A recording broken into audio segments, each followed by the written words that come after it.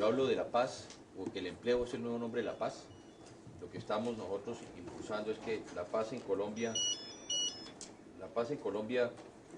tiene que llegar de la mano de una nueva política económica como la que estamos planteando nosotros, que tiene que ver precisamente con recuperar la dignidad del pueblo colombiano, que es el empleo. Hoy ahí tenemos, después del gobierno de Samper, de ser por 1,5 millones más de desempleados. Segundo, tenemos proyectos muy importantes para el departamento. Creo que es importantísimo recuperar el campo, el sector agrícola, el sector ganadero, el sector agroindustrial, si queremos hablar del empleo.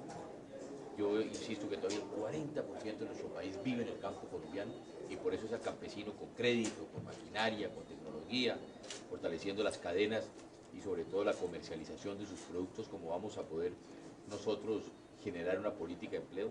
Tercero, obras muy importantes que tienen que ver con la infraestructura. Al fin y al cabo el departamento tiene que proyectarse también, tenemos la posibilidad de la Puerta del Pacífico y por eso yo he hablado de dos temas que son fundamentales, o bien el túnel de la línea, que es una necesidad, o la salida por Chaparrante a la otra posibilidad para poder nosotros generar esa salida hacia el Pacífico, que es la salida hacia el futuro del mundo. Entonces por esa misma circunstancia también tenemos que buscar esa conexión y lógicamente hay temas complementarios en lo que tiene que ver con el caso del aeropuerto alterno de la ciudad de Bogotá, el caso de construcción también o fortalecimiento de un proyecto que viene desde los mediados de los 80 como es el Triángulo del Tolima, que nos va a permitir fortalecer, insisto yo, todo el tema del sector agrícola de este departamento y de esta sección de Colombia. Continúa Gilberto Butrago de FCI. Hoy están en Ibagué los gobernadores preocupados por la situación financiera de los departamentos. ¿Qué planteamiento tiene su programa de gobierno frente al fortalecimiento de la gestión administrativa departamental y municipal?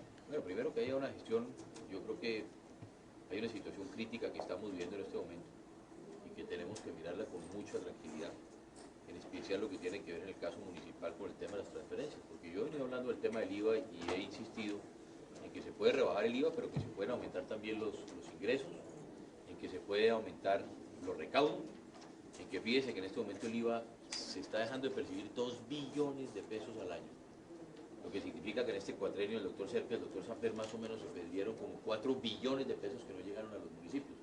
Pero hay que hacer un análisis muy a profundidad, porque la preocupación que tenemos los colombianos es que lo que estamos viendo es que buena parte de los departamentos están quebrados. En buena parte de los departamentos hay mal manejo, por falta de recursos o corrupción, y que todos estos son los planteamientos que nosotros estamos haciendo a nivel nacional para sacar al país de la crisis. ¿Por qué no antes, o si es que cree que Samper no llegue a la segunda vuelta? Serpa. Es lo mismo. Eso es lo mismo, es lo mismo. Eso no me preocupe que es lo mismo. Eso no me preocupe que es lo mismo. A ver, no, mire, el debate, nosotros siempre aceptamos el debate y siempre dijimos que la última semana no se debería hacer debate porque el debate la última semana lo que implicaba es precisamente en contra de lo que las leyes y el país siempre ha vivido y el mundo entero, en que los debates no se hacen la última semana. Yo creí que se iba a hacer y lo que pasó fue que verdad se enredaron fue los medios, porque un solo medio quería hacer el debate, los otros con toda la razón dijeron no, el debate tiene que ser un debate abierto, entraron los medios escritos, los radiales también querían entrar porque se querían excluir. Entonces lo que sucedió claramente fue que hubo un problema entre los medios que querían hacerlo, pero por eso yo dije, mire, ya para la segunda vuelta, si hay segunda vuelta, esperamos que no, si hay segunda vuelta pongamos 2 días, y yo puse el 5 y el 10 de junio para hacer esos 2 debates antes de la última vuelta presidencial. Álvaro Murillo de Econoticias. Doctor Pastrana, va encabezando usted las encuestas, ¿confía en ellas? Sí, la verdad que confiamos, pero no significa que estemos triunfalistas.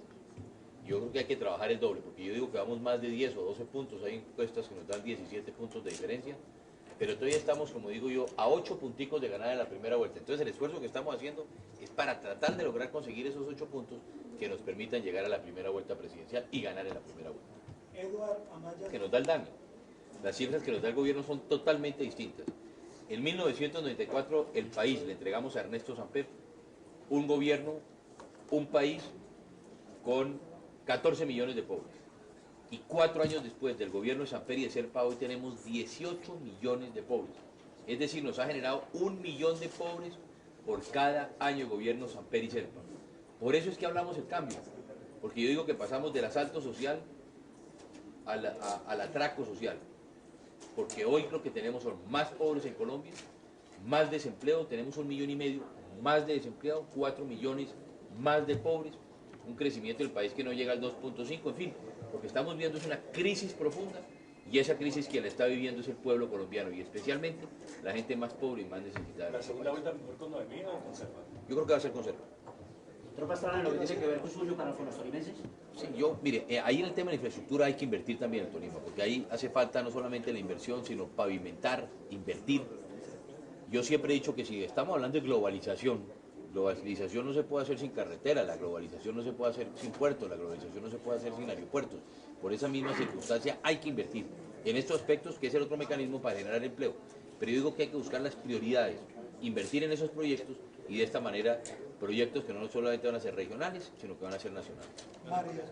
Cumplimiento de los pactados, dejemos las vamos a En la columna de tiempo advierte sobre un posible fraude electoral con la complicidad por parte de la campaña Pastrana, pero con la complicidad de la registraduría.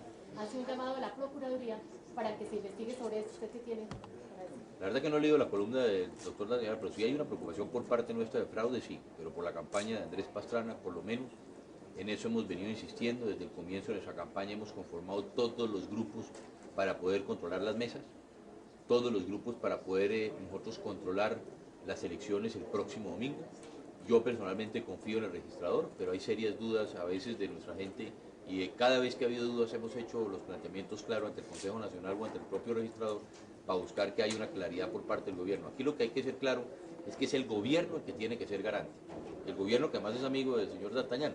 Entonces es el gobierno que nos tiene que garantizar a los colombianos que haya un debate limpio, claro y transparente como esperamos que suceda el próximo domingo.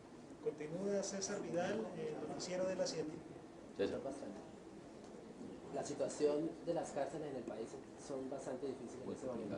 ¿Cuáles son las reformas fundamentales que usted implantaría en su gobierno? Yo he hablado de 4 temas que son muy importantes. Fíjese, el otro día desafortunadamente el gobierno no me dejó ir a la cárcel de Bellavista en Antioquia, que es muy triste. Esa cárcel lleva 20 meses en que no hay un acto de violencia. 20 meses. Yo creo que hoy en día es el ejemplo para Colombia. ¿Y qué se ha hecho ahí? Es un acuerdo de los reclusos de buscar mecanismos que les permitan no solamente hacer la paz dentro de la cárcel, sino que han traído la paz a los barrios, a las comunas, quienes fueron los líderes. Hay una experiencia que yo he querido que se repita en el país. Insisto, desafortunadamente el gobierno nacional nos prohibió a nosotros la entrada a la cárcel. Pero ¿cuál es la idea? Mire, primero lo que tenemos que hacer es acabar con el hacinamiento. Y la única manera de acabar con el hacinamiento es construyendo más cárceles. Eso no hay otra. Entonces hay que trabajar de la mano con los alcaldes y el Estado va a tener que invertir. Inclusive invitar a los particulares a través del sistema de la operación y construcción y transferencia a las propias cárceles, como se conoce hoy en día.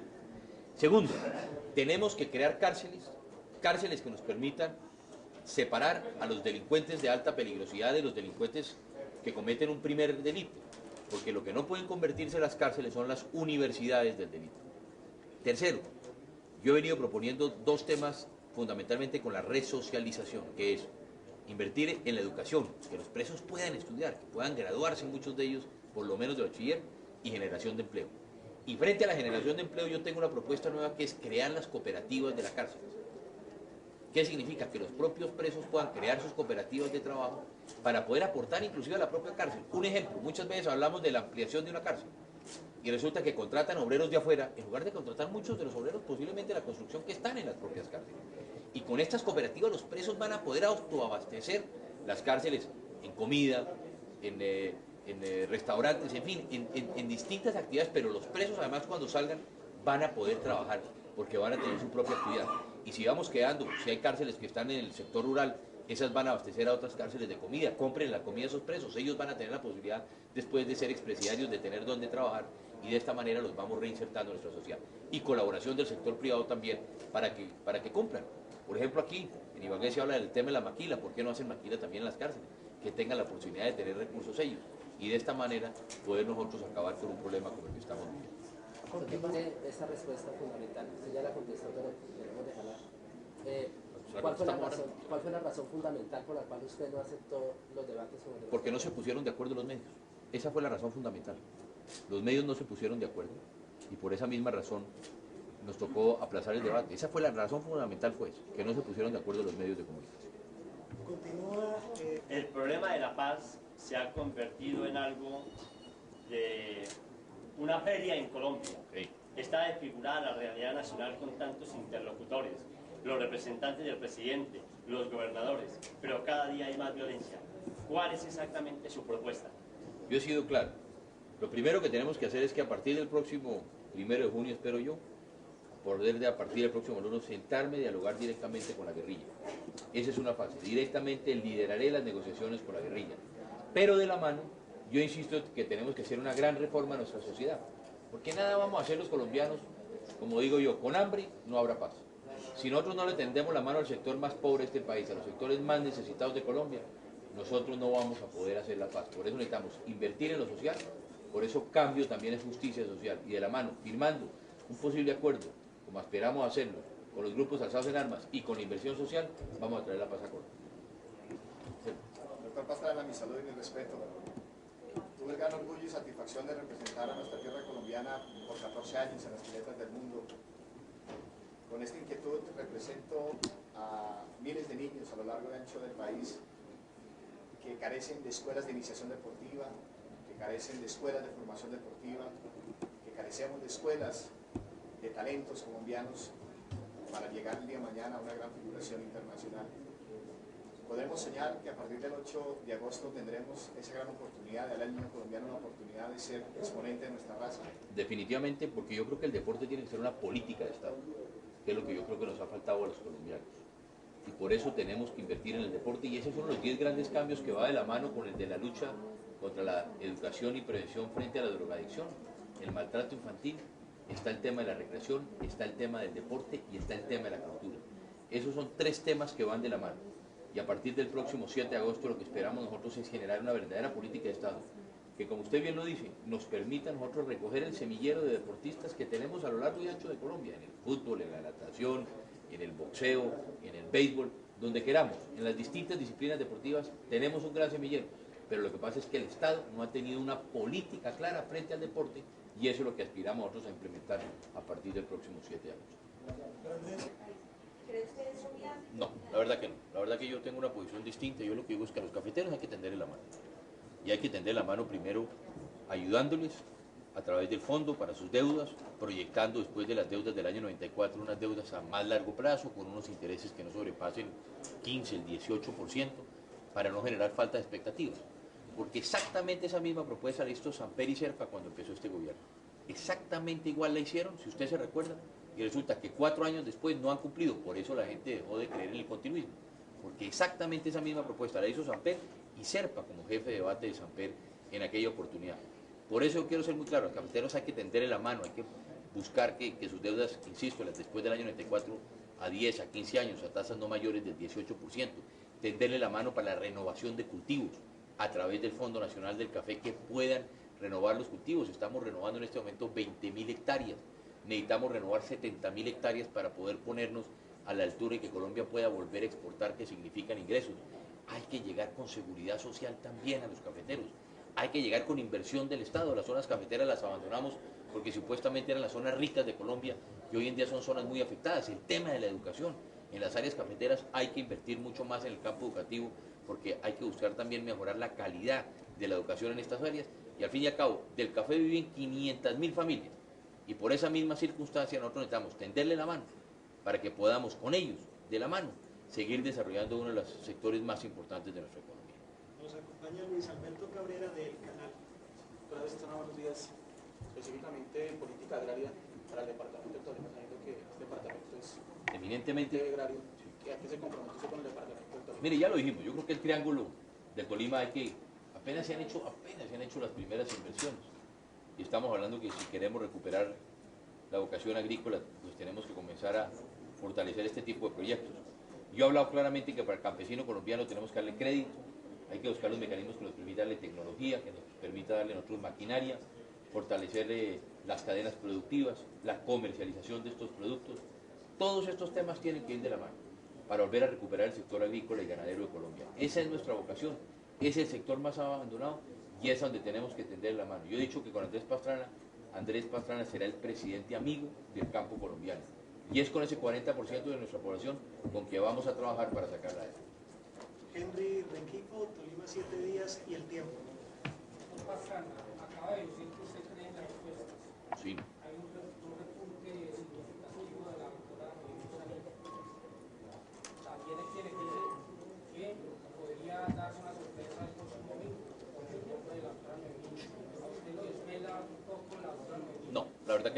yo como le digo, yo lo que digo es, a ver que es muy claro, las encuestas cada una, perdón, hay que mirarlas con mucha tranquilidad, porque este país se acostumbra a veces a mezclar o a comparar encuestas telefónicas con encuestas personales, con encuestas por intercepción.